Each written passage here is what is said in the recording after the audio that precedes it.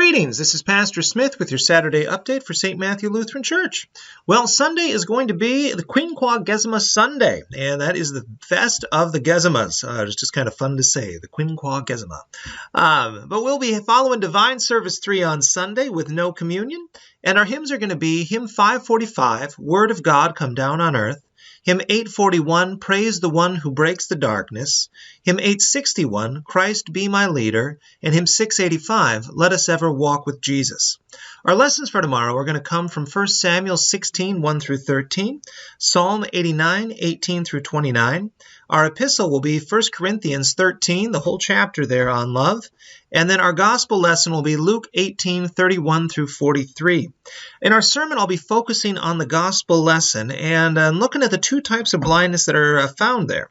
We'll first see the spiritual blindness of the disciples, but then the physical blindness of Bartimaeus and how he is healed from that immediately on that day. But the disciples' blindness won't be healed for a little about a week after that.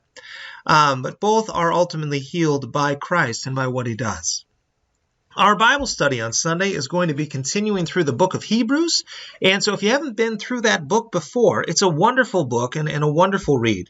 And so we'll be focusing a lot on Christ's incarnation and especially his ministry as the fancy word is our intercessor.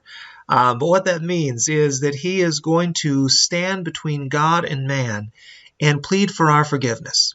And as he pleads for our forgiveness and he receives these gifts of God, he then bestows them upon us that we might know that we have peace with God. And so it's a beautiful book, and I'd encourage you to please come and check it out on Sunday morning. Well, let's see. Looking at our announcements, on the calendar we have quilting this upcoming Tuesday at 9 a.m., and then on Wednesday, we've got confirmation with 3:30, along with the start of Lent.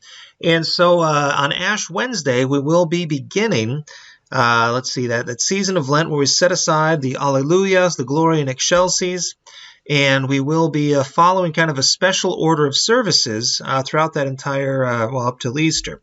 And so this year we're going to be looking at Holy Week and seeing what happens on each of those days that leads up to Good Friday. And so please come and kind of learn about it.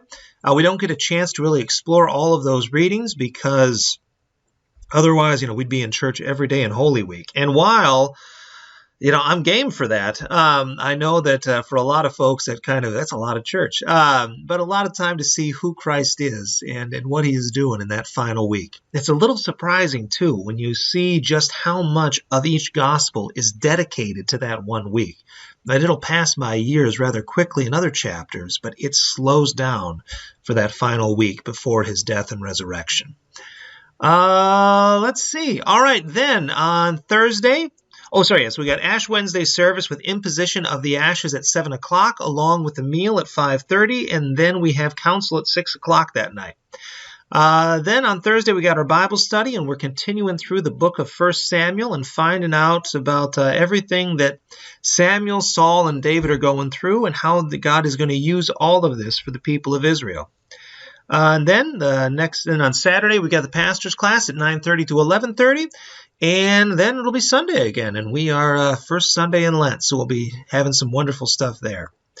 Let's see. Also, we're coming up to the month of March, and so we have new stuff from the food pantry. They are looking for Ziploc bags of any size, so if you can pick some up to donate them, that would be wonderful to help out our neighbors who are in need. All right. Well, that's all I've got for you today. So you guys have a blessed Saturday, and God willing, I'll see you tomorrow. God bless.